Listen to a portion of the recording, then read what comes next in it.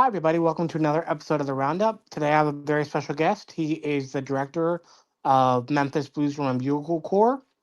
First off, I'd like to share some news that'll go based on what we're talking about. Today, DCI announced that three more Salesforce groups are entering the portal to become to enter open class. They are Arsenal from El Paso, Texas, Eclipse from Indianapolis, Indiana, and Boise Gems from Boise, Idaho. So they're starting the 3-year process that me and Paris will get into in a little bit, and so forth. All right, Paris, welcome to the podcast. Hey, thanks for having me, Dylan. Hey, you're welcome. So you are the director of Memphis Blues from Bugle Corps. Can you tell me a little bit about the history of Memphis Blues and how you got your start at Memphis Blues? Yeah, so the recent history is pretty short, right? Like this is year three. Spent the last 2 years competing in the sound sport division, and we're doing the transition, as you mentioned, working our way into the open class.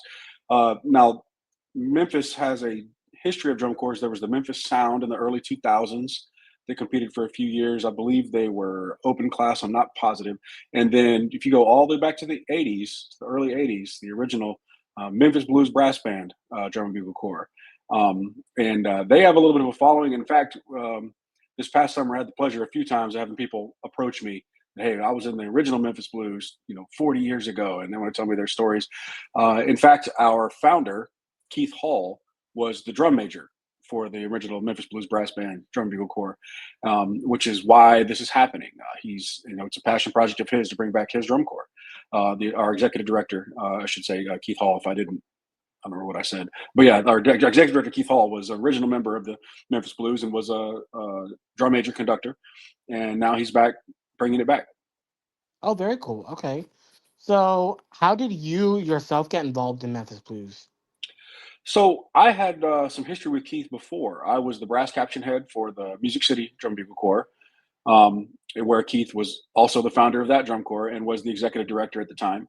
And then when he started this thing, he knew. So I'd moved around a little bit, when a couple different drum corps, and um, when he started up, he got into year two, and the thing was going well. Things were going well, growing, but he realized he was having a hard time with managing both the backside of running the drum corps and then also handling the education side and the kids and keeping everything going. So I don't know why I came to mind, but I did. And I actually was with my band down in Orlando, Florida. We were visiting Disney World, and it was the happened to be the middle of one of those rainstorms you get when you're down there in the spring. And I was sitting out there on a bench on Main Street under some covering, saw his name pop up on my screen. I was like, well, what does Keith want? And there, while I'm at Disney World, he asked me, "Hey man, come help me out." So here I am. So, you were not involved in the very beginning of the Corps, or were you? I was not. I was aware Okay. of it. I was aware of it because obviously, so I follow Keith. I knew when the corps was starting, and I followed them their first year. But I was not involved. I was actually at the time I was still with Southwind Drum Bugle Corps when that was Oh, happening, okay. and but I had there's a couple of pretty strong Music City connections with Memphis. There's a few folks from Music City that are on the board there that are friends of mine also. So I was following it. I was always had one eye on them, and so it was not surprising that he called. It was surprising why he called me. Okay. To be the director, I was taken off guard a little bit by that, but I was glad for the opportunity. It's not something I'd ever done before. I'd always only ever done the teaching side of things on the educational side. So it's been a fulfilling challenge for sure. Okay. So, in that regards, what is your role as the director then? Yeah, that's an interesting question because it's one that I find myself asking a lot. like I use the term a lot, building the airplane in mid-flight. Where again we don't have a background, right? Like the core is new, so we're Hmm. building all this as it goes. And so in that sense, it's kind of like me and the drum corps are simpatico. We're doing the same thing. Because I have been in drum corps for a very long time. I started marching in 1990, early 90s, and like I said, I've taught several places along the way, so I've seen it done. And so none of this has been a real surprise. It was just not anything I'd ever had to organize for myself. And so when Keith called me, what he was really looking for, and he was real clear with me, it's my drum corps, I'm running the drum corps, got it, but I need somebody to help me with the day-to-day logistic things, whatever. And I need somebody that can be the face of the drum corps for the kids. One of the things that he felt, and I agree. One of my strengths is I've actually been told in the past I'm kind of a Vince Lombardi of drum corps. Like, I give good speeches. I can, I can inspire kids and motivate. And I'm got a little. I mean, I'm a military guy. Okay. Recently promoted to major in the Army National Guard. I have a lot of leadership and then discipline background to me. So, keeping, we're a younger drum corps, so the kids need a little bit more direction, a little more push sometimes. And so those are the kind of things he was looking for out of me. And then as we've gone along, I've started to ease into the admin side of things a little more. Um, but really, the most important, most valuable thing I am to him and to the drum corps is the staff management and then the student leadership. Okay, very cool. So, what is it like working through the evaluation portal that DCI has given you? How did you got your core get into that and working through the next steps, and where does it go from here? Yeah, so the getting into it part of it, the is a really fast answer to that. That's Keith Hall. Keith Hall has a history in drum corps. Everybody knows him. He's very successful. Again, he's the one who built Music City Drum Bureau Corps from nothing. Hmm. Um, and so it was not a hard decision for DCI to give us consideration.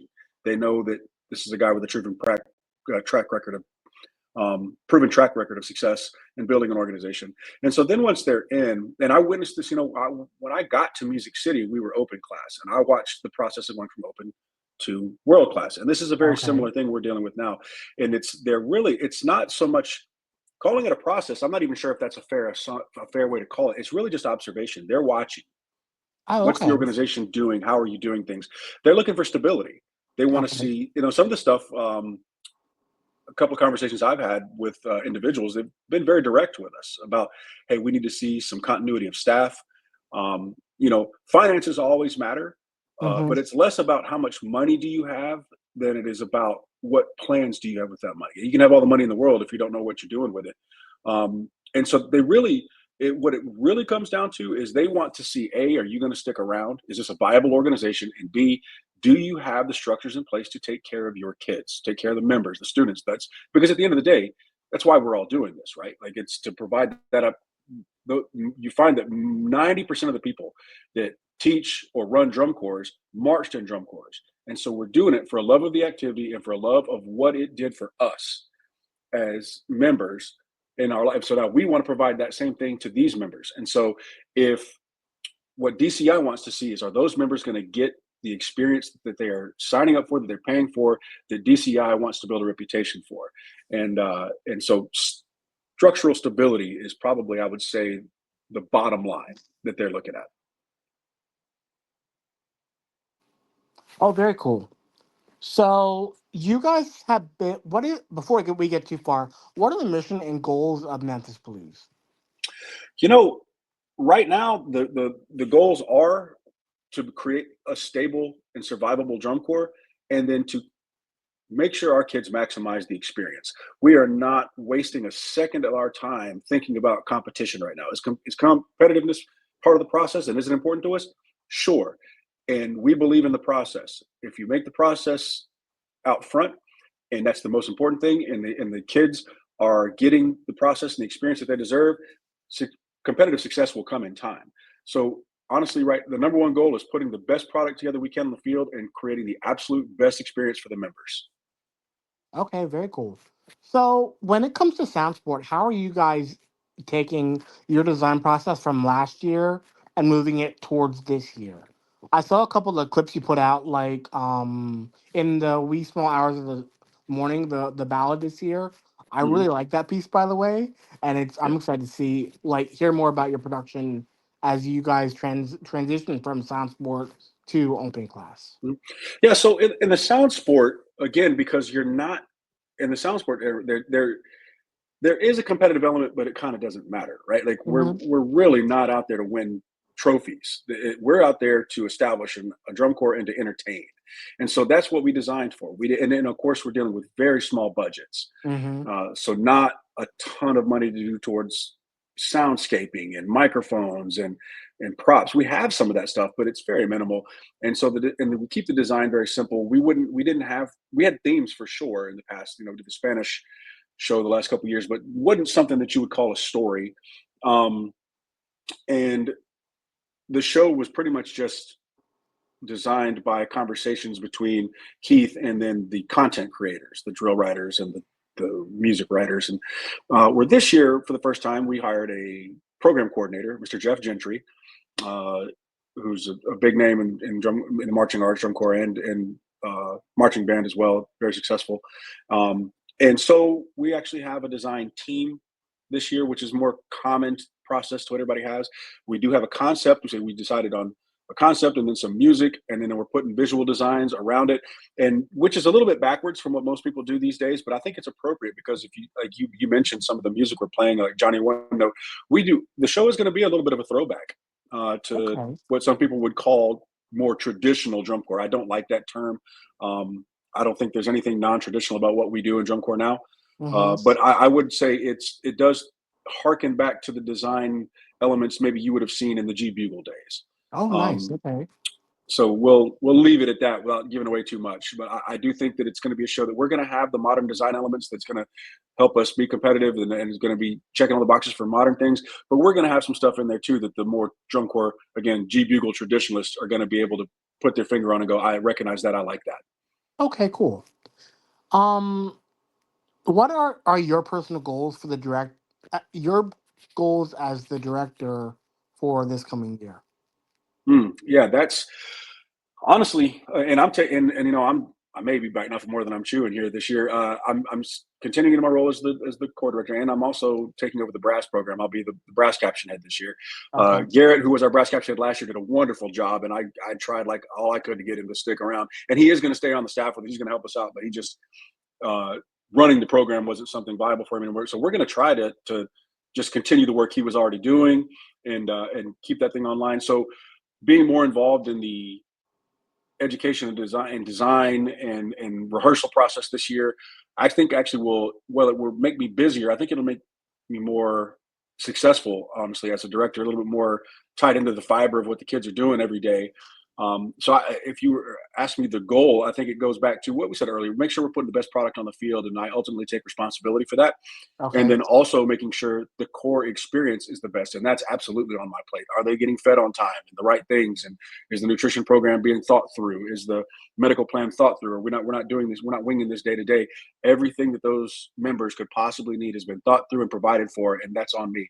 And we got through it last year, but I felt like a lot of times we were doing it uh improvisationally, and so my goal Okay. for this year is to just be far more well planned before we get started. Hmm. Now, with you guys being sound sport and moving to open class, like when it went to touring, I know you guys did a small tour last year. How do you how what goes into building a tour that is successful for your organization? Mm. So this is one of the things that so part of DCI's process is they don't just throw you right into the fire. So again, having money is not the same thing as managing it, right? So they're not going to, yeah, we're going open class, but they're not going to go straight out and go, okay, cool, congratulations, you're going to Indianapolis this year. It doesn't work like that.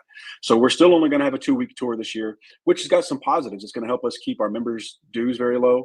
And it helps us as an organizational structure not grow too fast. That's what you see if you look traditionally at some of the drum corps um, that don't exist anymore. They flamed out too soon. I marched in one of those. Magic of Orlando was an example. Suncoast Sound was another. These groups that came around, and then in 2 years they were top 12. 3 years down the Oh, line, oh these wow, guys were okay.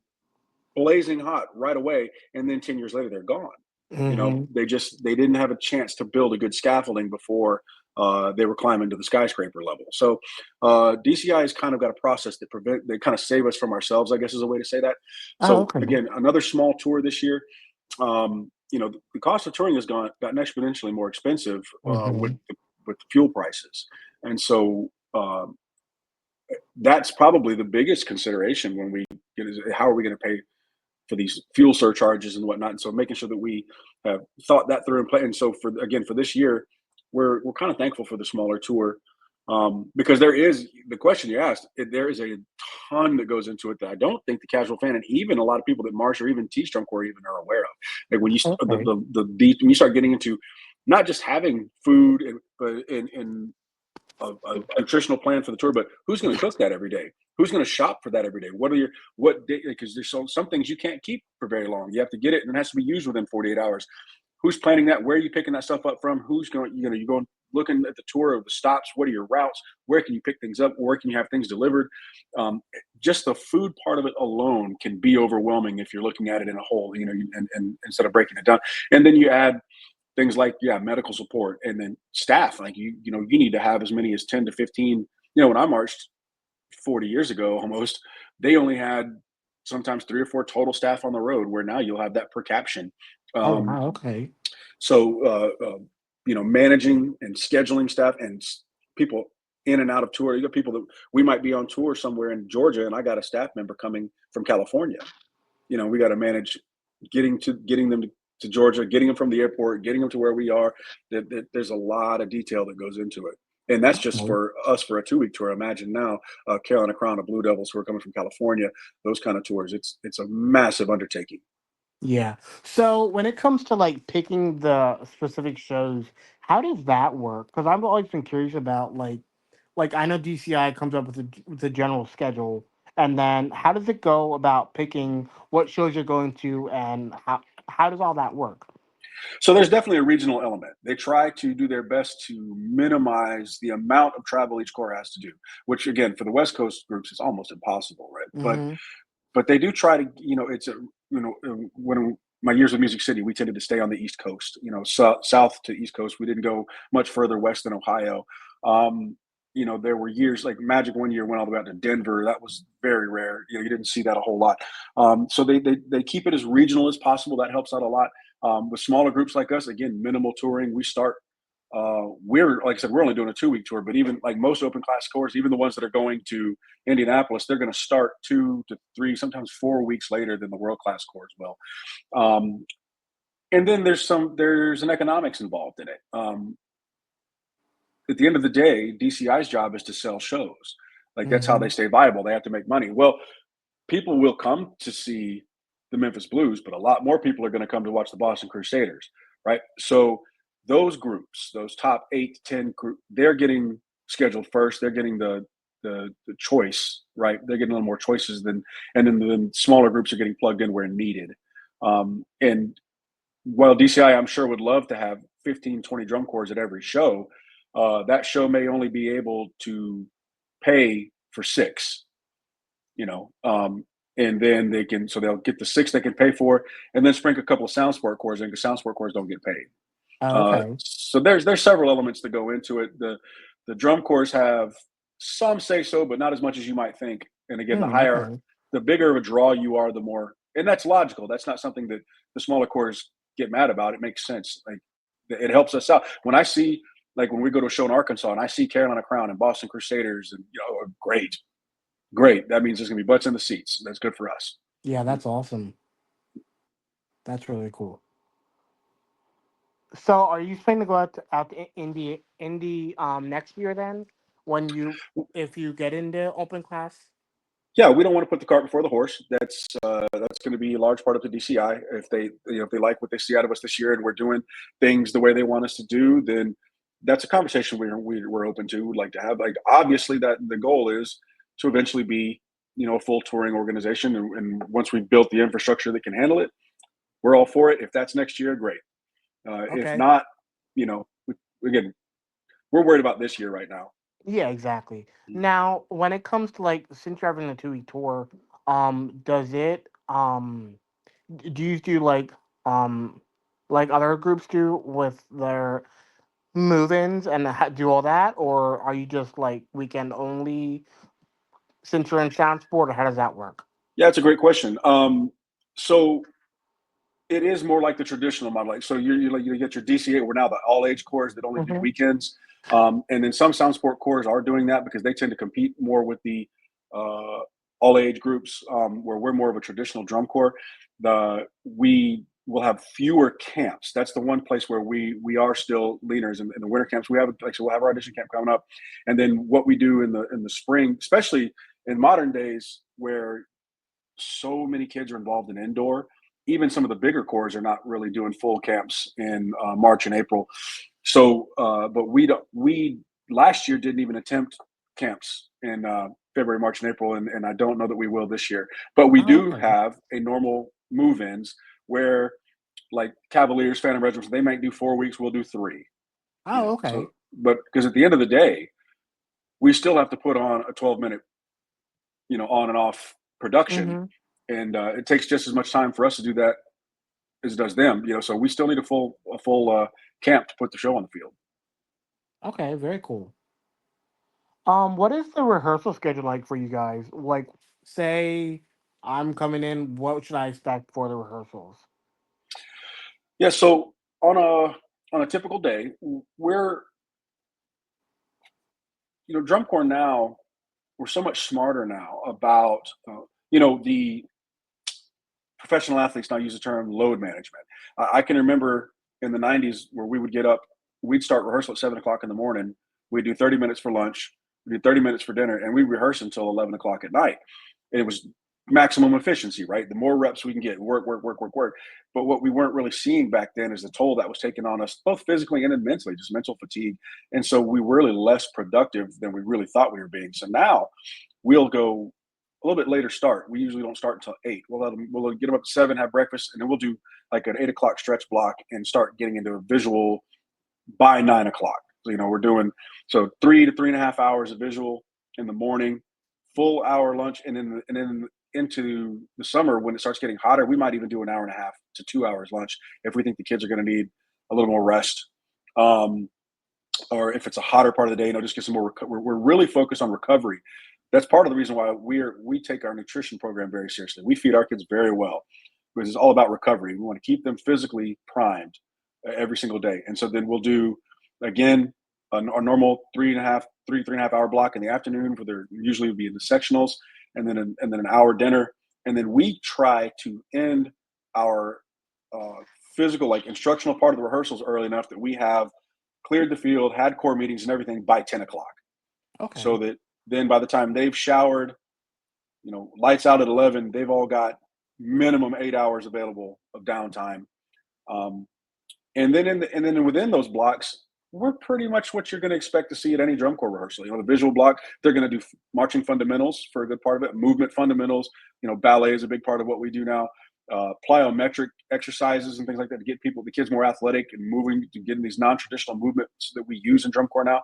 And especially if you saw things like Phantom Regiment, the end of Phantom Regiment show last year, there's no way non-athletic kids could have successfully executed the end No. of that show. It just couldn't have been Nope. done.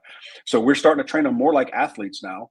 And then obviously learning the drill, learning the body movements, putting the show elements together. The afternoon again, you're going to be in sectionals. You're going to see a lot of fundamentals on the instruments, fundamentals on the equipment for the color guard, and working the show music. And then the night block is what we call the ensemble, which again everyone does. You come together, put together what we worked on today, and then put together a production run at the end of the night. Let's start chunking the show onto the field. Like Okay, it very cool. honestly, I've now taught either marched, taught, been admin at all three levels of drum corps, and I can tell you, up to and including the top six, and I can tell you that the experience for the kid in the 25th place drum corps and the kid in the third place drum corps, their experience is not different. They're both working very hard every day, and they're both being challenged mentally very hard every single day. It really doesn't feel different to them. The level, the difference in age level and ability level goes higher as you get higher in the numbers and the rankings, but the effort and the work that gets put in, it's not different. These kids are very much getting very real drum corps experience. Hmm. Yeah, that's the thing. That's the thing about sound sport that like it kind of frustrates me in a way because people look down on sound sport, but it's really not a thing to look down on. Like the groups that are coming out of sound sport and making the jump to open our all age class are just as good as any other top 12 core in the America. Well, you see every one of these groups, open class and sound sport included. Every one of these groups can tell you the stories of the kid that they had. They came to them, getting their foot in the door in drum corps, maybe didn't make it somewhere. When did a year, 2 years there, and now bang, they're winning rings with, you know, Count the Crown or with Blue Coats or whoever. Like Hmm. I've lost count of how many of my former students that marched with me in different places that now have rings with other corps. Same kid wasn't even necessarily our best player, Hmm. but put in the work and went and was able to hang with these bigger groups. So again, their experience is not different. Those kids worked every bit as hard. And you look at, when you do go on as early in the day as we, you never really get to see the groups that are around you. It's very rare. You only get to see the ones that go on well after you. But I had the good pleasure last year of seeing. I'm going to pronounce it wrong, but it was a group out of Oklahoma, Zephyrus or Zephyrus. Yeah. They're another. They were on either right before or right after us. But either way, I was already on the sideline and I stuck around. And man, those kids could play. Like Yeah. they were getting I after it. was shocked So seeing them at Broken Arrow. Like that was really good. yeah, They can really play. absolutely. Like I'm excited to see like how as these groups that are moving into open class, how they're gonna grow and fit into all the other groups that are in open class. Yeah, well, you saw Southwind did it, almost 10 years ago now. They can when they made their comeback, they went into Sound Sport and did very well. And then after a year or two of that, they went into the open class. This is when I was at Music Mhm. City, but I was watching all this from a distance. And they went into the open class, and I think they made finals their first year. Yeah. Um, and then their second year, I think they were top six. Like you can build it really fast Mhm. if you've got the right structures in place. Yeah. It excites me as a fan. Like I had never marched, but as a fan, it excites me to see all the other groups, like especially like the inclusion of DCA into DCI. I Mm. think it's just been incredible.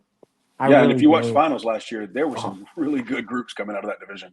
I like Really good. DCI all age. I think it's just really great, and it gives the groups more performance opportunities than it was just DCA. Mhm. Yeah, there's nothing um, but positives to come out of expanding DCI to have more groups, having more opportunities, more levels. Like say, I always hesitant to do the back in my day thing as the aging white guy in the activity. I mean, it was interesting though. My how quickly I watched DCI deteriorate from my rookie year, where they were well over 40, what we now call world class course. Back then, that was open class.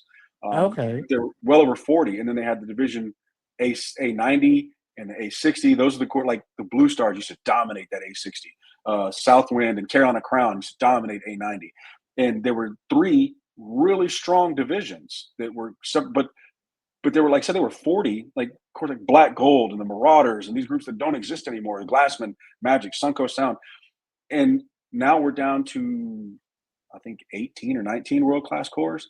You Yeah. know, we need to build this thing back up. And these sound sport groups are like the petri dishes, right? Like we can start these are the seeds of what could be. Like again, you got to remember Carolina Crown, the Blue Stars. These used to be lower division drum corps. Carolina Crown's a world champion now, Oh and these yeah. Blue Stars are solid top eight every year. Mm-hmm. And these are groups that used to have 60 members. So this is a proven process. It's an expensive activity and it's hard to maintain, but DCI is doing what it can to foster these younger groups. And what I love is that we as a community have still embraced the competition for sure, but the sense of community of us helping each other out and trying to help each other grow and encouraging each other's growth. And I've got relationships with people at Music City and Spirit of Atlanta that if they got kids that are pretty good, didn't quite make it, they'll call me. Hey man, you ought to check this kid out. We'll give them a home. Okay. And help develop them. And I'll say, come on, see that. Maybe you'll try. Maybe work with me this year. Maybe you can go back there next year. And we're helping each other grow. Um, I love that because that would not have happened when I marched. Yeah, I think it's great how all the different groups are working together to just make the product better on the field, and it's just incredible. Absolutely. Yeah. Can you take me? How are the finances different from sound sport to open class? Like, how's that adjusting in your organization? Well, I mentioned already that one of the big differences is the sound sport groups don't get paid to perform, right? So it's pure expense. You have to fundraise every dime you're going to make. Okay. Um, and then so when you go to open class, you at least have a little bit. It's not what the world class course you're making, but it's a little something.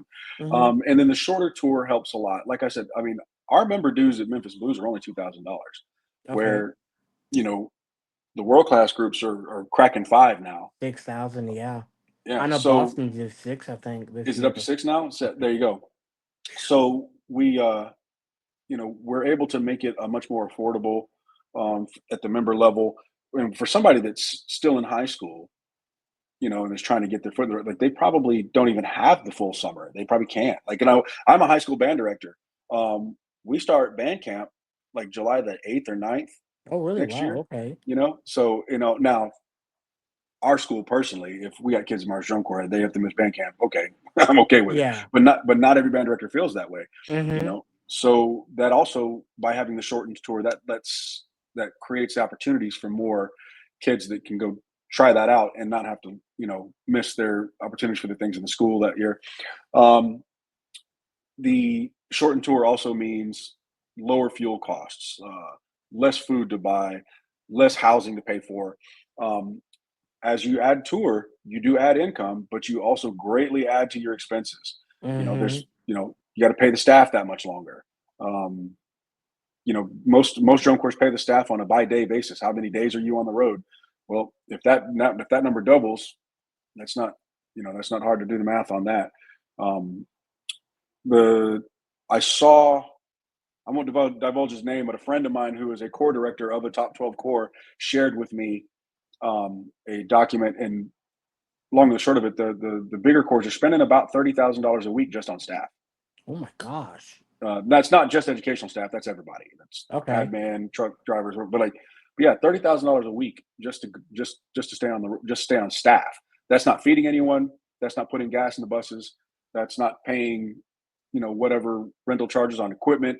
Um, it's it's a lot, you know. Mm-hmm. And let me say this, because I know we're going to have somebody comment, these drum corps now it's so expensive. Back when I marched, it was $800. It was right. I marched. It was like 750. I got it, but also the experience was not the same. Mm. We did not have buses with air conditioning. We didn't get fed all the time. And I don't make that about. I don't blame our staff. I don't talk. And I don't villainize them. There was just no money. The staffs were not as vetted as they are now. We've had a lot of problems in our activity in recent years where people that were teaching that probably shouldn't have been. Mm-hmm. That doesn't happen now. Or at least not anybody with any history of it. Yeah. If it happens, it's the first time. We didn't have good equipment. I marched a drum corps that was famous for their bad equipment. Like we in 1994, we were in the top 12. We were on finals night, and we're using. You might even not even know what I'm talking about. There used to be these old things called piston rotor contras. They didn't even have Nope. valves. Never heard of it. You had to have two hands to play it. You had a thumb and a finger, and we had gotten so bad off for equipment, we had to go pull one of those out of the old equipment truck. And we're on. So as far as I know, I could be wrong. This is not verifiable, but I've compared it over years, and we're pretty sure that 1994 Magic Orlando was the last time a piston rotor contra ever saw the field at finals, and it was the first time in over a decade. Like, we had Really? a mellophone soloist in 1996 that's we're in the top 8 that year, and he's got duct tape keeping the center section of his instrument strapped to Oh the my bell flange. goodness. Like, this is the soloist that opened the show, and Wow. it was bad, and again, food was a real problem for our drum corps. We didn't Mm. A lot of times we didn't eat unless a staff person felt guilty and out of the kindness of their hearts went to the grocery store and bought bread and peanut butter, and that you don't hear about that now. Like, when you hear people saying, well, there are food problems, and I'm listening to them talking, and yeah, it's not great, but I've seen it be way worse. Mm, okay. Um, so the tour costs being what they are now, I understand that it being cost prohibitive. It's gonna legislate some people out of it, but in the end, it's a positive overall for the activity, because the course being well funded allows for, yes, a better product on the field, but people don't realize how little of the bucket the actual show costs. Mm, It's okay.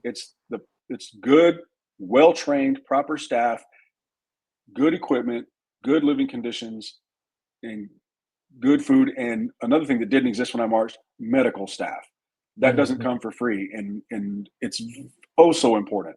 Yeah. So I don't want to downplay that the expensive dues is not an issue. It's not a thing, but it's not all because of the props and new uniform. Like the uniform thing is the funny one. And people think that we spend so much money on these new style uniforms we're wearing now are very inexpensive.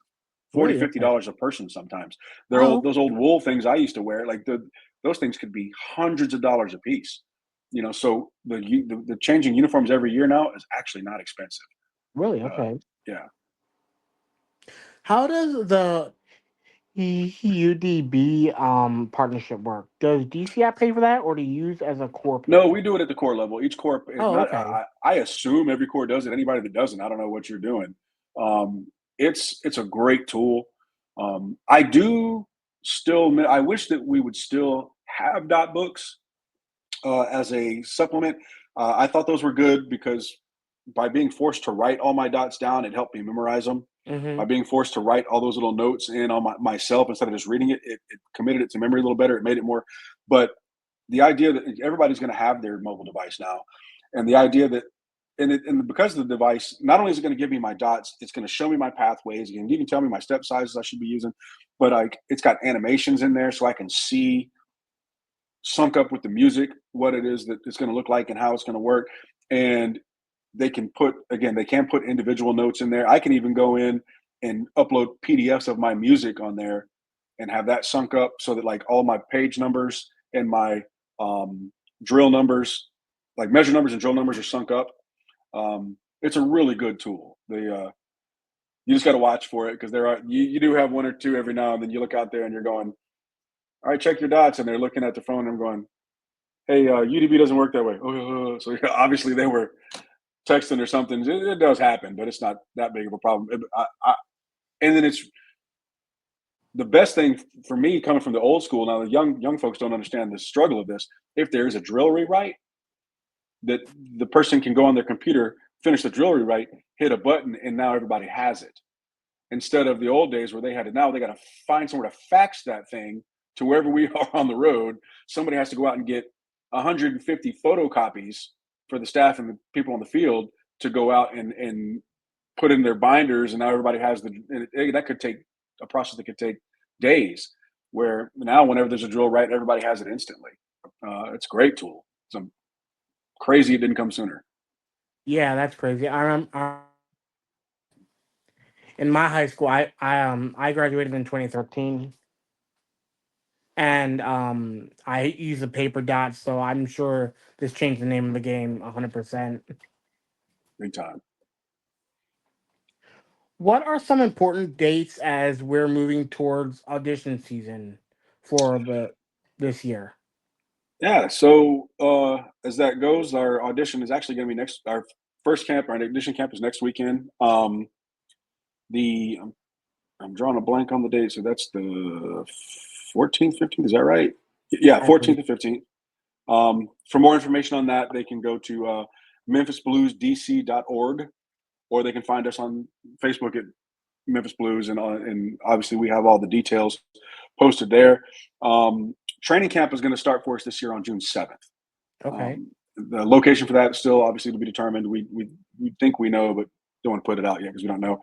And then, but so we'll be in training camp most of June, so June 7th on, and then uh, again we don't have our tour schedule finalized yet because we are lower on the totem pole. We'll get scheduled last, but um, I can look at the tour and guess where they're because they're not going to have us leave the South, right? Mhm. So we're pretty sure it's going to be the first 2 weeks of July. So the last show likely being the Jonesboro, Arkansas show on Okay. that Saturday, July. Let me see if I can get that date for you real quick. Um, uh, uh, oops, July the 12th, I believe, is that show, and that will be our last show. And like I said, the most high, at least in the South, most high school bands start band camp either that week or the next. So that's why I think our situation is a good one for high school juniors and seniors that think they may be wanting to dip their toe in the water of drum corps, um, but still be fully active in their band and do leadership roles and all that kind of stuff. This year at Memphis Blues, that's a perfect situation for something like that. Okay. What is the audition process for Memphis Blues? Yeah, so when somebody registers for our audition, we send them a packet, and based on what their section is, brass percussion or visual ensemble, obviously, then it would have, like, for the brass, for example, there is I go ahead and send them the entire brass manual. Here's our whole brass program. You can start learning. I don't mind if people steal that and share it. It's not. Um, I didn't invent any of this stuff, right? Brass pedagogy has been around for a lot longer than I have. It's just a curated list. Um, and then within that, we'll say, here's the things you can expect to work on at the camp. Then there's an etude that I wrote for them that will be performed, and then there's a more important to me is a visual element. I've always said, as the brass person, I've had flute players come in and end up being great euphonium players. I've had multiple saxophone players turn into really good baritone players or even mellophone players. So I'm just arrogant enough to think, if you're a good musician, I can teach you to play the brass instrument. What I can't do is hide people that can't move. And so we put Okay. a high premium on people that are good with their feet. Mm, So the most important part of our brass warm up, our brass audition, is called the box drill. Again, not something I invented. Everybody knows it. It's literally marching in a box while performing slur exercise, and it's all written out for them, and everything's described and how to do it. And so they can either come to the camp, experience the full camp weekend. We'll have some music for them to play. We'll do a little show and tell on Sunday for the parents, and they get the full experience. Because, and honestly, I always recommend anybody that can make it to an in-person camp, you really should, because nobody will ever say this officially, but every DCI caption head will tell you the same thing. You can go a long way to scoring points for yourself by showing me who you are in rehearsal.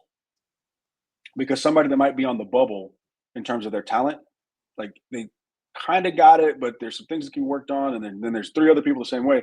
But one of them just seems to have that juice in rehearsal. They're really dialed in, um, always on time to stuff. Okay, that goes a long way. We have to live together in the summer. We're getting on buses, and if you ever rode a bus in summer, like, it's intimate. Like, we don't want people that can't. We say you got to be able to get down if you want to get down. So people that are a good fit, that matters. However, we also understand that some people come from a long way, so we do accept video auditions. It's the exact same audition. You just put it on a recording and send it in, and all that um, information, those materials, and then the information on how to submit videos, if that's what you want to do. All that is available on our website. Again, it's memphisbluesdc.org. Memphis Blues Drum Corps, so it's DC as in drum corps, memphisbluesdc.org. And the registration packet is all on there, and it talks through the whole process. Percussion has a very similar, again, and guard, they all have like a prepared something that a thing that they would like for you to prepare and to be ready to perform for the caption heads. And they also accept video auditions. Our drum corps is not different than others, though. The absolute most competitive section is always going to be the battery percussion, specifically snare and tenors. Where brass and guard, we tend to have a higher success rate of people that audition. So you do want to, again, that's another section where reasonable expectation to think that you're going to make the snare line on a video, it may not be a reasonable expectation. You might get a call back, but until you could have the best hands in the world, but can you play in a line? Right? That's not the same thing. And so before somebody's going to contract you, they're going to want to see you in the line. So but I would dare say that's probably pretty similar to what you're going to hear from any drum corps. okay, cool. What is the process you guys take to set the tuition every year? What goes into the factors? So this is where I'll be transparent with you. I'm not part of that. So I'm considered the core director. Keith is the executive director, and he runs the executive board. They make those decisions. But what I can tell you, just from being in budget meetings in the past, we do go in and factor in what the total costs for the year are going to be. We can ballpark pretty fast what we know. That, again, we've got a pretty good idea what the tour is going to be. We think we know where we're going to go, so we calculate the mileage. We already know what standard cost every night for housing is. We know what it costs to get drivers. We know what it costs to rent trucks. Uh, we know how much money we're going to spend on food daily. We know how much money we're going to spend on staff daily. And so you take that number and you go, here's what we're going to fundraise. And that's really what the board's ultimate job is, right? Is to provide the drum corps with what it needs. And so they're going to go and they can say, okay, here's how much we're going to fundraise. And then they go back, what's left over, that's on the members. And if we don't like that number, we can say, okay, we need to fundraise more, or we need to cut some of this stuff out. But the member dues are only as high. And I would even say this for the corps, like you said, whoever said it was like $6,000. I would say Mm-hmm. they probably have the same process. Their goal is not to increase member dues. They're only as high as that organization feels like they have to be. Okay. Anything that they can to keep that number down, we all want to do. And there's always, and the members themselves, we always provide them with opportunities to do fundraising on their own too, so they can, raise money towards their dues. Okay. How has interest been since you guys were announced going into, or even just since you started with the core? How has the interest been going into this year? Really good, actually. Keith does a pretty good job of sending out fairly regular updates on what the last interest letters were, and the number of registrants we have for the camp and whatnot. And he would not be happy if I divulge that number, but I will say that at last count, the audition registrants. Now we understand that they won't all actually show up. A lot of these are going to be videos, and some of them are people that were just registering to see what was going to happen. But let's say it's in the hundreds, Okay. like far more than we would need to put together a good drum corps. Yeah, definitely. That's Mhm. awesome. So what process do you as the director have in like selecting each individual that is in the core? So I will have input into the brass because I am serving again as the brass caption head. Mm-hmm.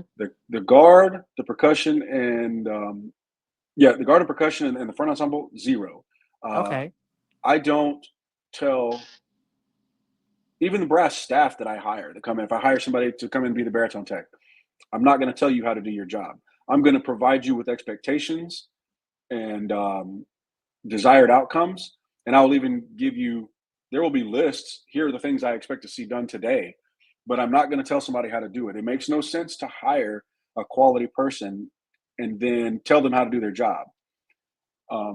If I don't feel like they can, they're smart enough to figure that out on their own, then why did you hire them, right? Exactly. So caption heads, I always use the analogy of a chef. It makes no sense to hire a chef to cook dinner and then not let them shop for the ingredients, right? So I have zero input into their staff, and I have zero input into the members that they take. There Okay. are always potential exceptions if there's some outside thing that maybe they don't need to know about, but none. They tell me, here's what I'm thinking, and I'm always now because I am the oldest and I have the most experience. I am always a resource. I'm always a sounding board. We can talk through things, but at the end of the day, I have very competent caption heads that don't need me to tell them how to do their job. Okay. And in fact, as the brass caption head, I will lean to the visual caption head. If we're disagreeing on a person, the visual caption head will trump me because again, I think the visual from at the audition stage, I think visual is more important than the brass playing ability. Okay. How long is the process? Like, say, when auditions are done, do you guys start immediately going through and like saying, "This is who I want to see for callbacks," or how does that process work? It's actually happening as it's going on. So we all will have um, a rubric, right? Every staff person's gonna, and so we're judging every member with the exact same criteria, right? So Okay. it's a numbers game. Hmm. and and then we're making notes, individual notes too. Yeah, this person didn't play very well, but we might make a note. However, they're an all-state flute player, which means they're a great musician. And then now the visual person sees that and goes, "Oh, okay," because they can move really well. So between those two pieces of information, we're probably going to call this one a yes. Um, we, I say philosophically, I believe in as soon as you believe in a kid, you contract them. Okay. If you as soon as you believe in them, um, you got to be careful not to over contract, especially when you're at our level, because the reality is there are kids that are going to end up in Memphis Blues who want to be in the Blue Coats this year and want to be in Crossman or Spirit, whatever, and it's not going to quite work out for them this year. So they're going to fall to us. So we do. I don't mind being honest about the fact that we do leave some space for those January cuts. Um, but we still, again, if we have kids that come in and they show us they got it, we're contracting them. On the Okay. opposite end of that, and unfortunately, I find that this isn't always common. But I philosophically have, I'm not going to fundraise on a child either. If Mm. somebody comes through, and it doesn't matter if I've only got 15 baritones contracted and I need 24. If I don't think you can do it, I'm going to cut you. I'm Yeah. not going to keep giving you callbacks so that you'll keep coming back to camp just so I can keep making $100 a month on you, knowing in the end that you aren't ready for this. Okay. So we're pretty communicative with them right off the bat. If you're a callback, it's legitimate. We really do think you probably have it. You've got some shortcomings though. We want to see what progress you're going to make, given now that you've gotten this information from us between now and January. When you come back in January, what do you look like? You look the same. That's probably going to turn into a cut. Have Okay. you shown progress? That's probably going to turn into a contract, right? So we pretty much, by the second time we've seen you, at the latest, a decision is going to be made. Okay. What makes Memphis Blues unique? Oh well, I think that right off the top, the thing that makes Memphis Blues unique, and it's the reason that I'm here, is Keith Hall.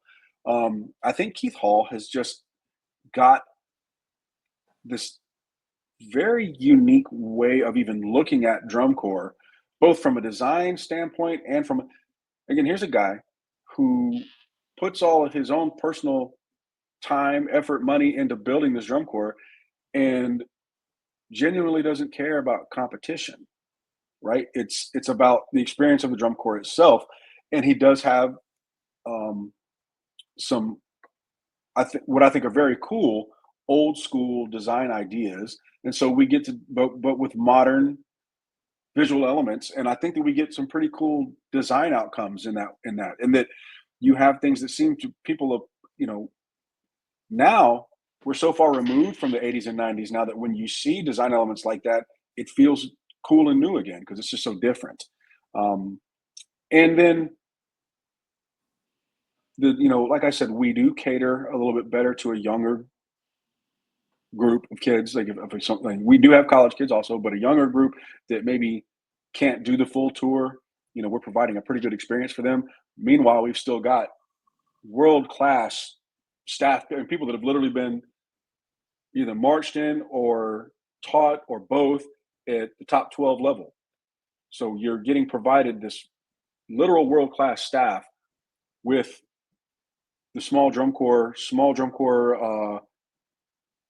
experience, small drum corps attention, and then the family element that comes out of that is something unique. Like I can't even explain that to you. Like every drum corps I went to, there was always we all had our family element to it, but there's just something different in Memphis. Like um, it's just a lot more intimate, between the members and the staff.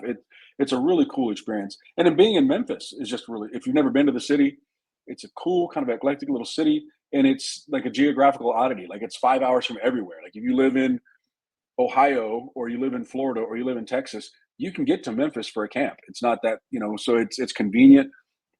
I'm really excited about the potential for the group in the future. Yeah, I bet definitely. What to you what makes you excited about this era of DCI? as heading into the 2025 season?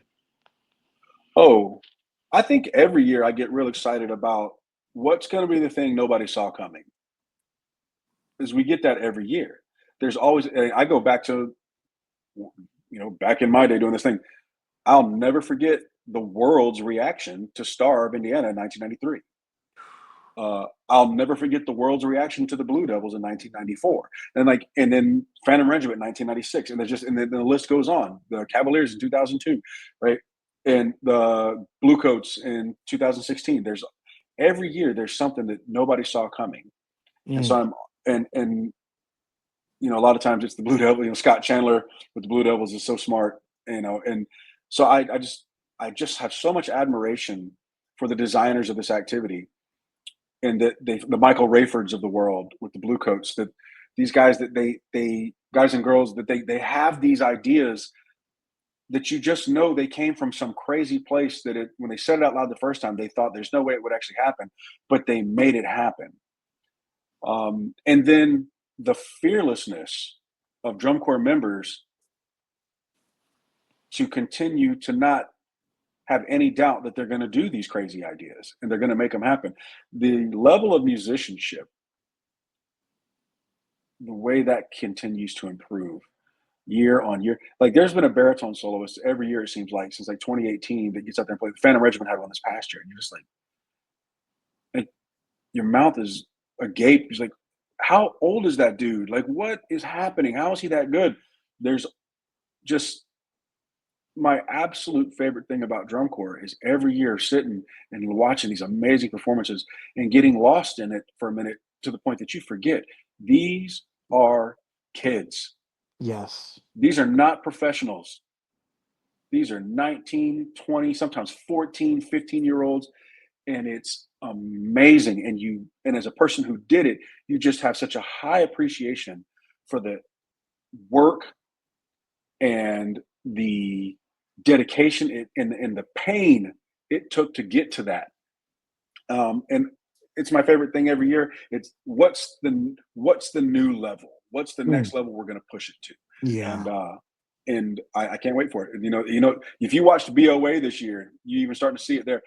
This year's going to be crazy. Somebody's going to do BOA, something crazy. them Yeah, groups are amazing. incredible. I went I to the San Antonio regional a couple weeks ago. Watch all those Texas okay. bands. It's just crazy how good they are now. Wow. Yeah, I still started watching BOA last year, and I'm like, where was I around for this? Just like, where have these groups been that I've just stumbled upon with really watching drum corps and how it's evolving and growing, and it's really cool. Absolutely. I think the audition of DCI All Age is just it. What are your thoughts on that? DCI I All Age. was I was against it at first, if I'm going to be honest. Really? Okay. I was never involved in DCA. I had friends that did. Matter of fact, the brass staff at Atlanta CB is largely my you call it my instructor tree. Like their caption head used to teach for me. Several Oh, of their okay. techs used to teach for me. So I actually went and consulted with them some in the past, and I was afraid that it was going to lose some of its identity. I never went, but I heard the legendary stories for decades of finals in Rochester, right? Like their finals that they have up there, and like was it like in September or Mm-hmm. something, and and they had their own solo and ensemble, and there's crazy stories about the parties that surrounded that. And I just always thought it was cool that they kind of had their own subculture, and I was afraid that I was going to get lost. Um, and I didn't. Again, I wasn't involved in DCA this year, so I can't speak for them. I don't know how those the all age cores that made that transition. I don't know how they felt about it, but I know that when I watched the I do know for a fact that more people watched them this year than in the past because they were at Indianapolis. There was a lot more viewership. A lot more people were online. You see the Facebook threads. More Oh and more yeah. people.